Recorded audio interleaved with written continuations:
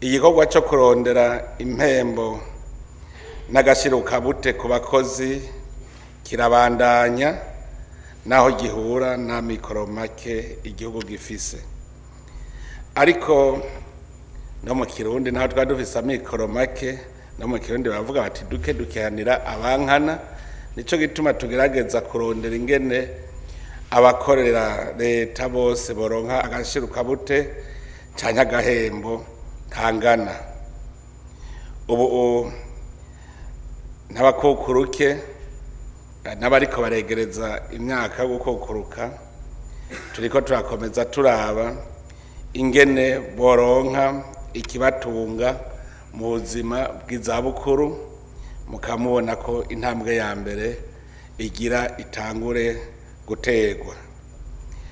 Iyi migambi rero iratera intege kuko iratanga icizere ku bene gihugu. Murazi yuko iyo umukozi afise icizere akizigira ko kazoza keza kariho, n'ibikorwa akora abirangura anonokewe, ashirutse umwete kuko abazi ko ejo ari heza. Ico gihe rero n'umwimbu ucuba mwiza, imiryango nayo nyene iratera imbere, n'igihugu kikahungukira. Nyakubahwa mwese rero, nk'uko twari twavyemeranije, tuje kurabira hamwe kandi tusuzume intambwe tugezeko mwishigwa mu ngiro ry'umugambi w'igihugu wo gukingira no guteganiriza kazoza abene gihugu. Muri iyi nama ya bose igira 9, mu vyigwa nabonye mwashikirije, twarose akaryo ko kubona neza aho tugejeje ikivi mu gushira mu ngiro ivyo twari twapfunditse mu nama ya bose iheruka. Twashikirijwe n'ivyasabwe mu ndwi yahariwe ugukingira no gutegereza kazoza abene gihugu iheruka kuva ku igenekerezo rya 23 gushika rya 27 Ntwarante mu 2026. Twabonye ivyavuye mu cigwa cerekeye ugukingira no guteganiriza kazoza abikorera ivyabo, harimwo n'imyuga, abo twita secteur informel et rural. Mwatweretse naho umugambi mera nk'abandi ugeze mu gushikira abene gihugu, cyane cyane uwo mugambi mera nk'abandi murazi ko ndawushimikira ko cyane, kuko je nafashe ko ari umutahe abene gihugu bitwaje uzobandanya. None ndanezerejwe no kubona ko mwabifashe nka nkama, kuko burya ujya mugambi watanguye naho mwoja gusuzuma muza gusanga ujya wabaye gusesagura mbere. Ndabizije rero ndiko ndaraba buke buke, turiko turamenya twese ko ataterambere rirama canke ko atabuzi bwiza bushoboka iyo ata politike yo gukingira no guteganiriza kazoza abene gihugu nziza ihari, yemewe na bose kandi itunganiriza bose. Umugambi w'igihugu mushasha wo gukingira no guteganiriza kazoza abene gihugu kuva mu mwaka wa 2024 gushika mu 2033 uri kurarangurwa. Ivyo bikaba vyerekana ko icipfuzo cacu cuko umurundi wese yotunga agatunganirwa mu vyiwe no mu biwe kiriko kiraranguka.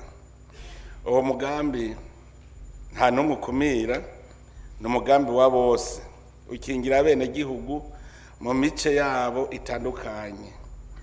Uwo mugambi dusubire kuvyibutsa ugizwe n'inkingi 7 ziraba ubuzima bw'umuntu kuva kivuka gushika mu zabukuru. Izo nkingi nazo zikaba ari izi zikurikira. Ubwa mbere ni gukingira no kurondera ineza y'ibibondo. Ubwa kabiri gukingira abantu bakuze bafise ingufu zo gukora hamwe n'iterambere rishingiye ku guteza imbere urwaruka. Ubwa gatatu ni ukwitaho abageze mu zabukuru. Ubwa kane ni ubuvuzi bwiza kandi butavuna kuri bose. Ubwa gatanu ni gukingira abantu b'amikoro make n'imigwi ititaweho. Ubwa gatandatu ni gushyiraho uburyo n'ubuhinga bujyanye no gukinga ibiza n'isibe. Ubw'indwi ukaba ari ugutsimbataza intwari ibereye mu gisata cyo gukingira no guteganiriza akazoza abenegihugu no mu gukoresha ubuhinga bwa none. Ibyo rero biri no muri ya mbonakazoza y'u Burundi, kuko dushaka Uburundi bwifashe mu 2040, Uburundi buteye imbere mu 2060. Muri ivyo rero birumvikana ko dutegerezwa kubona ko twese dufise ubuzima. Murazi ijya inkingi ya gatatu ivuga equité sociale, ni yituma umuntu wese abona ko mu gihugu aramiwe n'ivy'igihugu. Leta yariyemeje kubandanya yitaho gukingira no gutegeraniriza akazoza abantu b'amikoro make, ibicishije mu migambi yo kubarosa uburyo bw'agatahe ko gutise.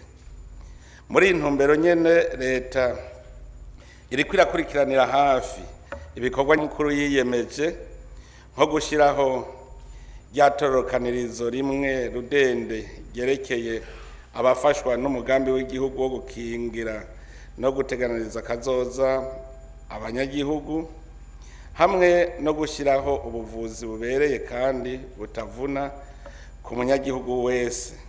Ikongera igahamagarira ababijejwe bose guterera kugira ngo iyo migambi iranguke. Twifuza kuba igihugu aho umwenegihugu wese yumva ko akingiwe, yubashwe kandi afise umwizero w'ejo heza, aho ibikorwa by'umuntu bituma agira ubuzima bwiza n'iteka uno munsi no muri kazoza. Turazirikana ko muri kahise ngaho iwacu hari imigwi ibiri mu gihugu, abakire n'abanyarucari. Mbere ivyo vyaratumye haba imanga hagati y'abahembwa na leta n'abikorera ivyabo, bituma mbere hashobora kuba n'uruhagarara. Turavyibuka tucaruka ivyo twiga iminsi yose twiga, ikibazo cyo gwaruka ruva mu mihana ruhurumbira mu gisagara. Tugize ivyigwa neza, twasanze gutunganya intwaro ku buryo amahera y'igihugu yose aherera mu mugwa mukuru bituma abantu bose baruhukira mu gisagara, kuko bavuga yuko umukire nuwuba ku mugwa mukuru.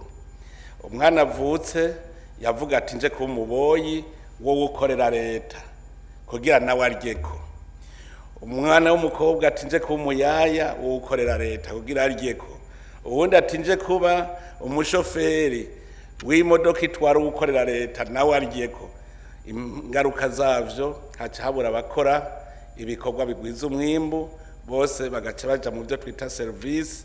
Ata mwimbu uduga rero mumenye ubukene bwabwadutse, kuko twaba tubivuga gutera imbere ni croissance. Udafise ikintu wimbura werekana nta croissance uba wagize, utegereza kugira umwimbu.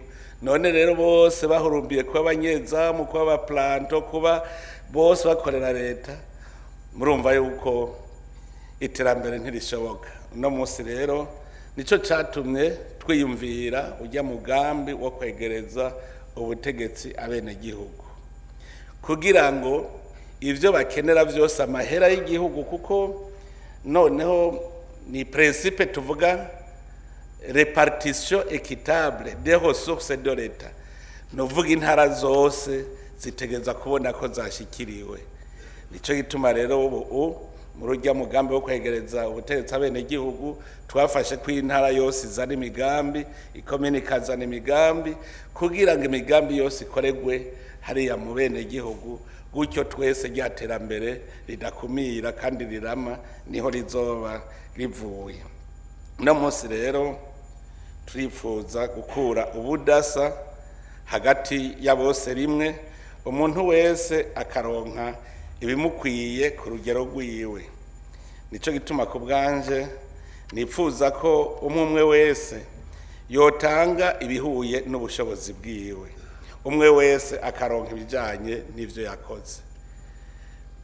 Umwe wese tumukeneye ko ibihuye n'ubushobozi bwiwe, kuko hariho abiga ntibigere bashaka gukora ivyo bize kandi bari babifitiye ubushobozi. Dukeneye rero ko tubona umwe wese ubushobozi bwiwe ico buzanye mu gihugu, hanyuma hageze nawe kuronka agahimbaza musyi ukaronke gakurikije umwimbu wagize. Nico gituma uba ari igihe cyo kwiyamiriza cyane ubunebwe mu gihugu, tugahamagarira abantu bose gukorera hamwe, cyane cyane mu makoperative n'andi mashyirahamwe agwiza umwimbu. Icyo nicyo gikomeza rero n'umubano mwiza hagati y'abene gihugu. Ngira muramaze kubibona mu ntara zimwe zimwe abantu bamaze kumenya gushyira hamwe amatongo, nta njyane zikihari, bose ubu ntibapfa amatongo kuko barashize hamwe. Muze murabe abari muri koperative imwe bashize hamwe ntibasubira kuryana. Twige rero kuza twese turakorera hamwe. Dushoboye rero gukomeza iyo mibano myiza mu bantu, kubakingira no kubateganiriza kazoza, tuzoba turose inkinzo yo gukomeza amahoro n'ubumwe mu bantu no gukomeza iterambere ridakumira.